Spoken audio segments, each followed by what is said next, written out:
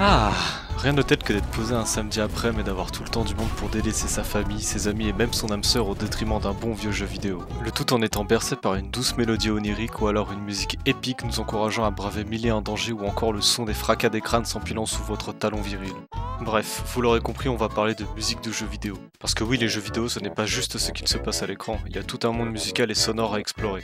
Ça fait un moment que je pense à faire cette vidéo déjà, ça remonte à quelques années. J'étais au taf à mon bureau et j'écoutais de la musique en travaillant comme je le fais souvent quand je suis sur une tâche chiante et répétitive. Et à ce moment-là, j'en avais un peu marre d'écouter du rap de brigand en mode et autres que. Mais bon, n'ayant écouté que cela toute ma vie et étant par conséquent dépourvu de toute culture musicale, je ne savais même pas quoi taper dans la barre de recherche pour espérer tomber sur une rythmique ne dépassant pas les 120 BPM. Lorsque du plus profond de mes souvenirs, je sentis une musique émerger de mon esprit.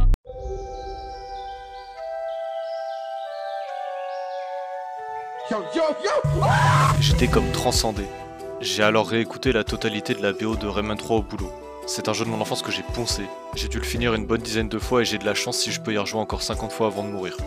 Du coup j'ai commencé à écouter des musiques de jeux vidéo au taf. Et ça peut paraître bête mais à l'époque j'étais pas au courant que les musiques originales de jeux vidéo puissent être trouvables facilement et en libre écoute sur YouTube. En ayant découvert ça, je me suis empressé de faire la liste dans ma tête des jeux dont je pourrais écouter les musiques dans des moments chiants, comme le taf, afin d'atténuer ma souffrance et mon ennui. Et ça m'a permis de me replonger dans l'univers de plein de jeux auxquels j'avais pas joué depuis des années. Et de cette recherche, j'ai fait plusieurs constats. Premièrement, il y a vraiment des jeux qui marquent plus que les autres et cela joue beaucoup avec la nostalgie qu'on ressent pour le jeu, et donc des conditions et du moment où on a joué à ce jeu pour la première fois. Deuxièmement, plus la musique est cohérente par rapport à l'univers duquel elle vient, et plus elle transmettra des émotions fortes. Et tout ça nous amène directement au point important de la DA. Bon, même si j'imagine que beaucoup de gens savent ce que c'est, je vais quand même proposer une définition, histoire qu'on soit tous d'accord au moins sur cette vidéo. Pour moi, la DA, c'est le processus créatif qui sert à donner une identité propre à un contenu. Ce processus traite généralement de tous les éléments qui composent et influencent ce contenu. Par exemple, si on parle des jeux vidéo, cela inclut le style graphique, les dialogues, le gameplay, les interfaces, ainsi que la communication et le marketing, et bien sûr les musiques et les sons. Et c'est sur ces deux derniers éléments qu'on va se pencher aujourd'hui. Cult of the Lamb, un jeu avec une DA très forte est probablement celui qui m'a donné le plus envie de traiter ce sujet. Donc on incarne un mouton, le dernier de son espèce, dans un monde énigmatique et étrange semblant être contrôlé par des divinités. L'intro du jeu nous montre captif et sur le point d'être sacrifié. Au dernier moment, une divinité intervient et nous propose son aide pour nous sortir de cette situation. En échange de quoi nous devrons créer un culte et rassembler le maximum de fidèles pour le vénérer. Dans ce jeu, le monde est archaïque, rustique et surtout primitif. En effet, notre culte vit dans la nature et subsiste de cueillette, de chasse et de pêche. Du coup, si on cumule le côté secte, surnaturel, divinité et spiritualité, avec le côté primitif et rustique, le tout combiné avec des graphismes mignons et colorés, au niveau de la musique, on obtient quoi?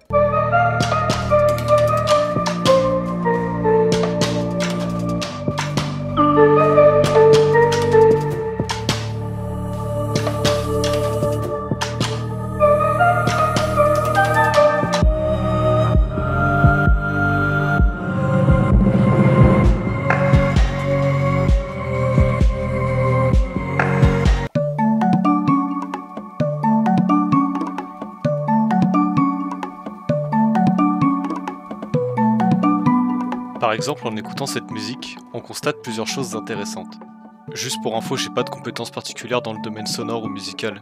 Je suis pas sûr de toujours utiliser les termes techniques correctement, mais je vais faire attention à ce que je dis. Bref, si je dis de la merde, n'hésitez pas à me corriger en commentaire. Alors au niveau des instruments qui composent la rythmique, on a du xylophone et du tam-tam, qui selon moi évoquent le côté primitif et nature, car ce sont des instruments qui peuvent être fabriqués ou bricolés avec des matières premières telles que du bois. Au niveau de la mélodie, on a une voix aiguë, adoptant un ton quasi cérémonial. Cela évoque le culte, car dans les sectes ou les religions, on retrouve souvent des chants harmonieux qui peuvent servir de célébration ou de prière. La voix fait penser à une voix de femme ou une voix d'enfant, ce qui évoque la pureté, et c'est assez dérangeant car dans ce jeu, les adeptes sont plutôt purs et innocents quand nous les recrutons. La voix ne parle pas dans une langue précise, mais je pense qu'elle imite le charabia qu'on entend tout au long du jeu quand on parle avec des PNJ. Mais dans certaines musiques, on entend comme une variation dans la hauteur de la voix. Des fois c'est plus grave, comme pour indiquer que malgré une apparence douce et innocente, il pourrait se cacher quelque chose de plus menaçant. Bon là j'extrapole mais vous avez saisi l'idée. Et la plupart des musiques du jeu reprennent cette DA, une instru primitive avec une mélodie solennelle réalisée avec une voix ou quelque chose qui y ressemble. Et c'est là qu'en plus d'être bien réalisée, la musique prend tout son sens dans l'univers du jeu. La musique est en quelque sorte diégétique car les instruments qu'on entend pourraient avoir été fabriqués par les adeptes et ces derniers auraient pu prêter leur voix innocente pour chanter les louanges du culte. Bon après c'est propre à l'interprétation de chacun mais vous voyez où je veux en venir. C'est l'attention du détail qui fait tout selon moi, et il n'y a pas que dans ce jeu qu'on peut retrouver ce degré de soin. Ici on incarne un petit être qui se rend dans un royaume mystérieux et désolé, en décrépitude par rapport à l'époque où il était prospère et habité. Ici les musiques sont plus variées et ne sont pas toutes composées des mêmes instruments tout au long du jeu, même si on retrouve une prédominance autour des instruments orchestraux du type violon, piano, cuivre, clavecin, etc. Le royaume de Hallownest est composé de plusieurs biomes, de plusieurs zones et donc de plusieurs ambiances.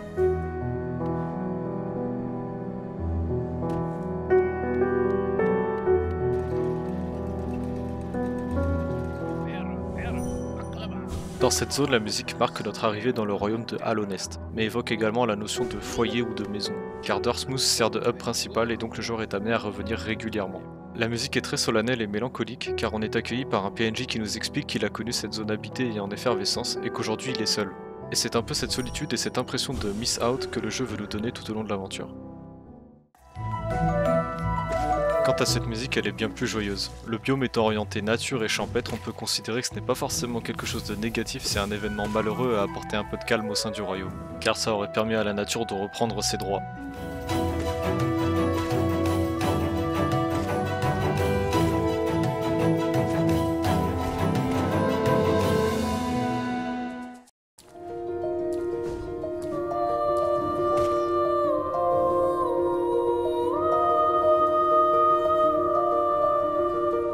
La Cité des Larmes est la ville centrale de l'ancien royaume d'Hallownest. Ici il pleut en permanence, et c'est dans cette zone que le contraste entre le passé et le présent est le plus fort. En effet, de par les décors, on peut constater que la civilisation était plutôt avancée quand la ville était à son prime. Et c'est je crois l'unique musique où on entend une voix dans tout le jeu. Une voix sublime qui semble se lamenter et éprouver des regrets. Elle est accompagnée de légères notes de piano qu'on peut assimiler à la pluie qui tombe, comme pour accentuer le côté triste et dépassé de l'endroit.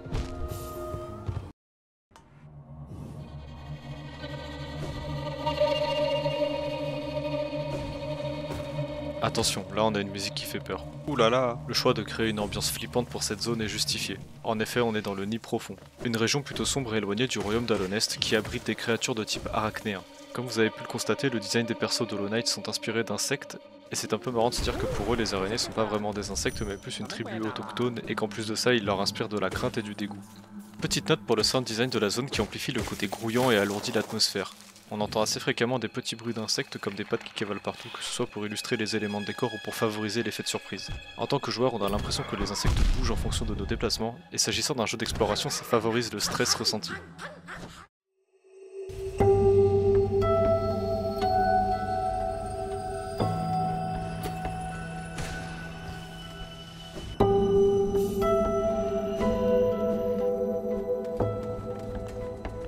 Ça, c'est une de mes musiques préférées du jeu. Il s'agit d'une zone représentant une mine de cristal. Le cristal servait de monnaie d'échange et avait une grande valeur dans l'histoire du jeu, et donc il s'en dégage un côté monétaire et industriel. Et c'est pour ça qu'en fond on distingue comme des bruits de travaux ou de forage. La mélodie principale est très réverbérante, comme on peut s'y attendre de chaque bruit émis au fond d'une grotte ou d'une caverne, et on décèle dans la mélodie des petits tintements, probablement faits avec des cloches ou quelque chose du style, et cela vient rappeler le tintement que peut produire un matériau comme du cristal. Et bref, ce jeu il a une cinquantaine de musiques, toutes dotées d'une personnalité aussi profonde que celle que je viens de vous présenter. Katana Zero, un jeu qui insiste à mort sur le storytelling. La plupart des jeux vous proposent un gameplay, des niveaux et parfois une histoire. Allez, si vous êtes sympa, vous avez le droit à une boîte de dialogue dans laquelle on vous explique au moins le contexte. Et les gars de Katana Zero, ils ont fait non. Non, nous les gars, on va vous concocter une histoire de fou, vous allez kiffer. Alors au début du jeu, on ne dit pas grand chose, on fait nos missions tranquillement, on tue des gens et hop, niveau suivant. Mais après chaque mission, on va avoir un genre de routine où on va aller chez nous, on va se faire un thé, on va mater un film, ou alors on va essayer de dormir pendant que les voisins font la fête. On va se lever, on va se préparer pour la journée, aller chez le psy. Et en fait, toutes ces étapes ont pour but de nous questionner sur la cohérence de l'univers en mode je suis un samouraï stylé qui tue des gens pour gagner ma vie, mais quand j'ai fini ma mission, je prends le métro avec mon katana. Et ça se voit que les gens jugent, mais je suis pas le premier mec chelou qu'ils ont vu dans les transports en commun, je pense. Donc ouais, c'est absurde, mais pour une certaine raison, les développeurs du jeu ont tenu à créer des moments de vie du personnage pour qu'on éprouve plus d'empathie pour lui et qu'on comprenne le monde dans lequel il évolue. Au niveau des musiques, on peut les séparer en deux catégories. Il y a les musiques de combat et les musiques hors combat. Pour les musiques hors combat, on a des thèmes spécifiques en fonction de certains lieux ou personnages car chacun correspond à une ambiance différente. C'est pour cette raison que je trouve que les musiques des scènes de vie sont bien plus intéressantes car elles ont une forte personnalité et elles résonnent avec des moments forts qui se passent dans l'histoire. Car au final, toutes ces scénettes qui n'apportent rien au gameplay rendent l'histoire beaucoup plus intrigante et agréable à suivre. Et c'est de par cet intérêt que j'ai refait le jeu plusieurs fois, alors que moi d'habitude j'en ai rien à foutre des histoires dans les jeux. Quant aux musiques de combat, ce sont des musiques rythmées qui ont bien sûr un loop infini pour coller aux durées variables des niveaux, et petit côté amusant, on peut voir qu'au début de chaque niveau 0, le personnage qu'on joue active un genre de Walkman et lance la musique du niveau. Sauf la musique dans la boîte de nuit car on entend déjà la musique du DJ. C'est intéressant de se dire que les musiques liées au gameplay font partie de la playlist du perso principal et sont donc présentes dans sa réalité et dans son univers. Dans le même style, il y a Hotline Miami qui possède également des scènes hors niveau dédiées à l'histoire, mais l'histoire est beaucoup plus floue et difficile à interpréter. En fait, tout au long du jeu, on a l'impression de vivre à travers un détraqué en plein bad trip qui va tuer des gens dès qu'il reçoit un coup de téléphone. Et j'espère qu'à la base, c'est pas des canulars téléphoniques, hein. Écoute-moi bien, petit salaud d'enfoiré de merde, si jamais je découvre qui tu es, je te tue! Donc oui, le jeu sous-entend à plusieurs reprises que le personnage principal, Jacket, est sous l'effet de substances, même si ça n'a jamais clairement été dit. En effet, au cours du jeu, il semble perdre peu à peu ses repères et il ne finit par écouter que celui qui lui donne des consignes au téléphone sans réfléchir. Donc on sent qu'il n'est plus aux commandes. Et la musique y joue pour beaucoup. Le style de l'OST est de la retro wave, ou de la synthwave. Le style de l'OST est de la retro wave ou de la synthwave, une musique principalement composée à l'aide de synthétiseurs évoquant grandement les années 80. Et ça tombe super bien car l'histoire du jeu se passe dans la fin des années 80. Dans les niveaux, on a souvent des musiques très rythmées et agressives qui vont de pair avec le gameplay nerveux, punitif et rapide. Un peu sur le même modèle que beaucoup de jeux du style. Dans ce jeu, on meurt facilement et très souvent. Et le fait de n'avoir aucune coupure ni aucun temps de chargement au moment de la mort montre que mourir n'est pas si grave, ce qui pousse souvent à foncer tête baissée en privilégiant la rapidité. De plus, ça crée une cassure temporelle. En fait, on perd la notion du temps, ce qui est souvent associé au fait de consommer des substances psychotropes.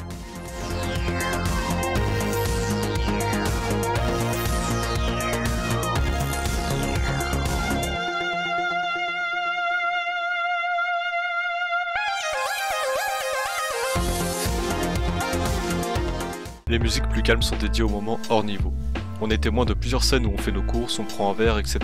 avec une musique plutôt chill et apaisante. En revanche, quand on est dans notre appartement, on entend une musique un peu badante et hypnotique, semblant appuyer sur le déséquilibre mental qui s'empare de Jacket. La musique semble traîner en longueur avec un rythme très lent, ce qui intensifie les phases d'action à venir. Mais tout ça n'est rien à côté de la musique qu'on entend lors des scènes d'introspection. Ici, Jacket parle à lui-même sous différents angles et est soumis à des choix. La musique utilise une instrumentale très agressive et une voix d'homme semblant chanter, voix qu'on pourrait assimiler à Jacket. C'est une musique très difficile à écouter, je trouve. C'est vraiment désagréable. Mais je trouve super intéressant de constater que plus on se rapproche du personnage de Jacket et plus la musique est désagréable et erratique. Ça vient vraiment amplifier la détresse mentale à laquelle il est soumis tout au long du jeu. Sur une note plus légère, il y a des jeux comme Conker qui cachent leur vraie nature derrière une DA mignonne pour leurrer les parents qui pensent acheter à leurs enfants un jeu safe et mignon à la Mario. Mais au final, on se retrouve à jouer un écureuil alcoolique, avide de pognon qui n'a pas réussi à retrouver sa maison après une soirée arrosée au pub et qui se retrouve à se battre contre un gros tas de merde chanteur d'opéra, se fight contre des zombies ou braquer une banque à la Matrix. Ce jeu se fout des codes, ils ont même fait une animation où Conker tronçonne le logo de Nintendo. Ils sont complètement tarés de faire ça, c'est une honte. Blasphemous. Rien qu'à la musique, on est plongé dans une ambiance moyenâgeuse, déprimante, inquiétante et surnaturelle, qui nous donne envie d'aller chasser des sorcières et des démons façon inquisiteur espagnol. Et justement, Blasphemous a été créé par un studio espagnol, The Game Kitchen. Et je me suis un peu renseigné et dans l'OST du jeu, on peut reconnaître des instruments issus de l'Europe médiévale qui ont été utilisés dans la culture espagnole du Moyen-Âge, tels que la vihuela, la guiterne, la doucenne, le psalterion, la viella archer ou la cithare. A l'instar de Hollow Knight, de nombreux morceaux ont été composés pour créer des ambiances musicales correspondantes aux différentes zones, le tout en associant les instruments composant la musique à l'époque supposée à laquelle le jeu prend place. Ça permet de situer le jeu dans le temps. On retrouve ça dans pas mal de jeux comme par exemple Sekiro, dans lequel on entend clairement des instruments évoquant le Japon féodal. Puisqu'on en parle, il est intéressant de noter que sur les jeux de From Software, les musiques se veulent un peu plus discrètes et peu présentes, comme pour ne pas gêner ou distraire le joueur lors de son exploration.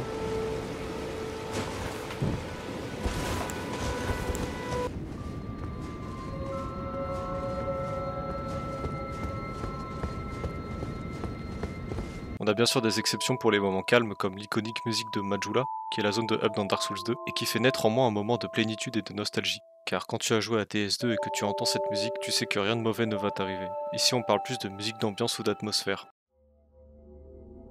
Il y a des jeux où les musiques d'atmosphère sont prédominantes, comme par exemple Portal. Là je vous fais écouter une musique très floue et sur laquelle j'ai pas grand chose à dire si ce n'est que ça correspond au contexte qui nous est donné quand on commence le jeu pour la première fois. A vrai dire on ne sait pas où on est, qui on est ou ce qu'on fait dans ce laboratoire aseptisé et claustrophobique. Mais on reçoit des instructions et c'est dans les suivants qu'on avance dans le jeu.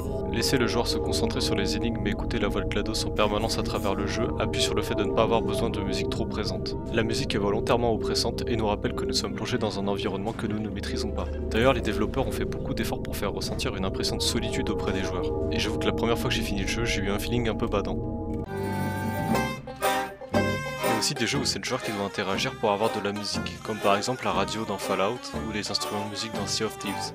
Ce sont de bonnes utilisations de la musique car d'une elle est diégétique et donc s'intègre parfaitement dans l'univers du jeu et en plus jouer de la musique avec ses camarades dans des contextes fun c'est vraiment ce qui permet de créer des bons moments entre potes et avoir des souvenirs impérissables. Ça crée un véritable côté solennel et fun. Du coup je trouve que c'est vraiment une super idée de la part des devs. Dans un autre style, on a aussi Crypt of the Necrodancer qui a basé toute son esthétique et son gameplay autour de la musique. Déjà, le premier truc que vous remarquerez en jouant à ce jeu, c'est qu'il y a une petite barre de rythme comme dans les jeux musicaux. Vous vous apercevez que vous ne pouvez pas vous déplacer quand vous voulez. Vous voyez les ennemis se déplacer au rythme de la musique, alors vous essayez à votre tour de vous déplacer en rythme, et vous avez saisi le truc. Maintenant, il vous faut apprendre les patterns des ennemis et comprendre comment les vaincre, et vous vous rendez vite compte que tout tourne autour de la musique ici. Votre personnage s'appelle Cadence et sa mère Mélodie. Cette dernière est un personnage jouable qui possède un luth ensorcelé et qui inflige des dégâts de zone. Les boss sont des parodies de styles musicaux connus. Et le marchand vous accueillera toujours en accompagnant la musique de sa meilleure voix.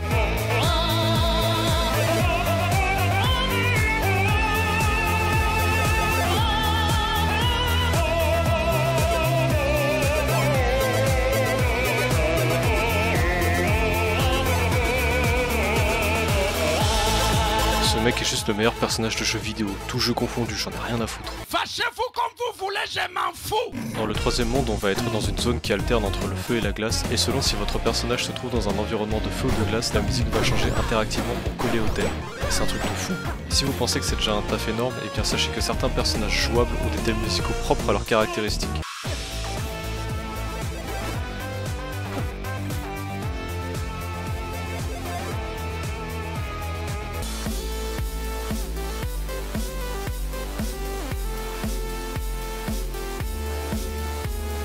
En fait, ce sont les mêmes thèmes musicaux mais dont l'instrumental a été revisité. Par exemple, le mélodie qui se bat avec son luth maudit aura des musiques évoquant l'utilisation d'instruments à cordes.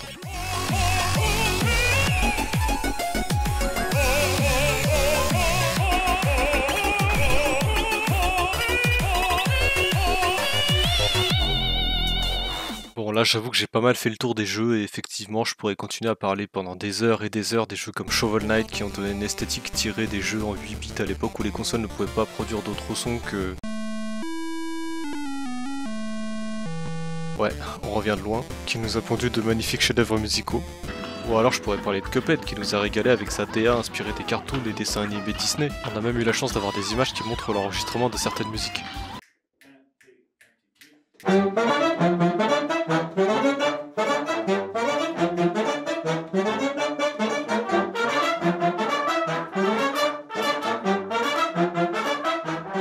Je pourrais parler d'Undertale qui est un classique des jeux indépendants avec des musiques tantôt entraînantes, tantôt méditatives en passant par des moments d'émotion fortes. A vrai dire, la musique de ce jeu mériterait une vidéo entière.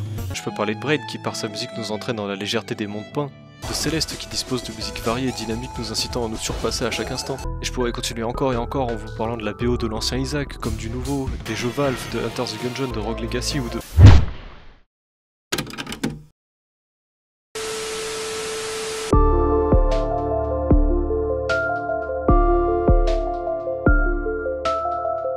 À présent, nous allons nous plonger dans la phase la plus profonde de l'iceberg des jeux les plus terrifiants jamais créés. Bon allez vas-y, j'arrête de faire fail dub, ça marche pas du tout. En gros ce que j'appelle le choix du vide, c'est les jeux qui ont délibérément choisi de ne pas mettre de musique ou peu, que ce soit pour des raisons d'esthétique ou d'ambiance. Déjà il y a les jeux à la Rocket League ou Trackmania, qui n'ont pas réellement de thème musical propre. J'imagine que les développeurs ont anticipé que les joueurs seraient en vocal avec leurs potes, ou qu'ils préfèrent écouter leur propre musique en essayant de battre leur PB de 0,00001 seconde.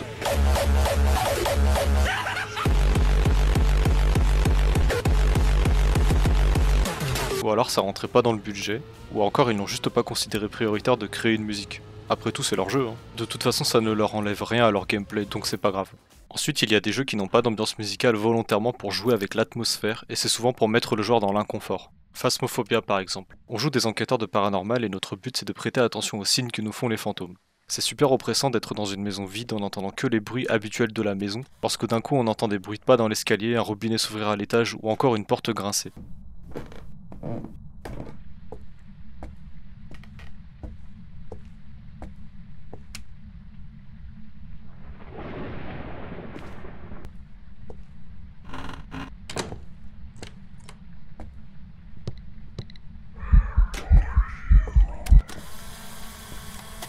C'est évident que ça fait dresser les poils beaucoup plus facilement.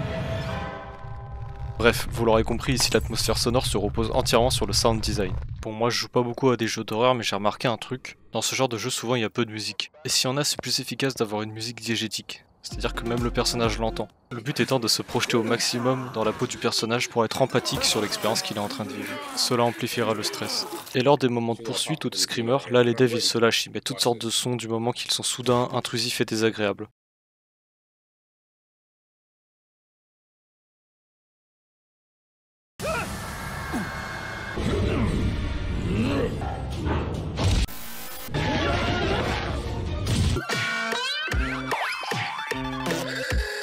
On a aussi Lethal Company, un jeu dans lequel il n'y a pas de musique, sans doute un choix volontaire pour garder une ambiance oppressante et avoir la possibilité de parler avec ses potes sans distraction ou parasitage sonore.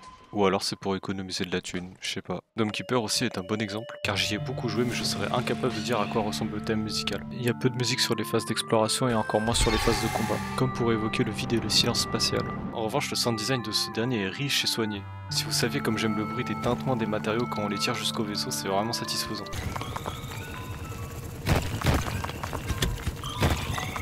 Bon. Je vais conclure. Et yep, c'est déjà la fin de cette vidéo. Je trouvais que c'était un sujet intéressant à explorer, même si on n'a fait qu'effleurer la surface du propos. N'hésitez pas à me dire si vous avez trouvé ça cool, si c'était trop détaillé, pas assez détaillé, et n'hésitez pas à me corriger si j'ai dit des bêtises, bien sûr. En tout cas, j'espère vous avoir appris des trucs et peut-être même donner l'envie de tester certains jeux que vous ne connaissiez pas. Qui sait, peut-être que les musiques de ces jeux seront dans votre prochaine playlist. Mais n'oubliez pas, la meilleure musique de tous les jeux vidéo du monde est, et restera à jamais... The great mighty Pooh, and I am going to throw my shit at you. A huge supply of teach comes from my chocolate stuffed fish. How about some scat, you little twat?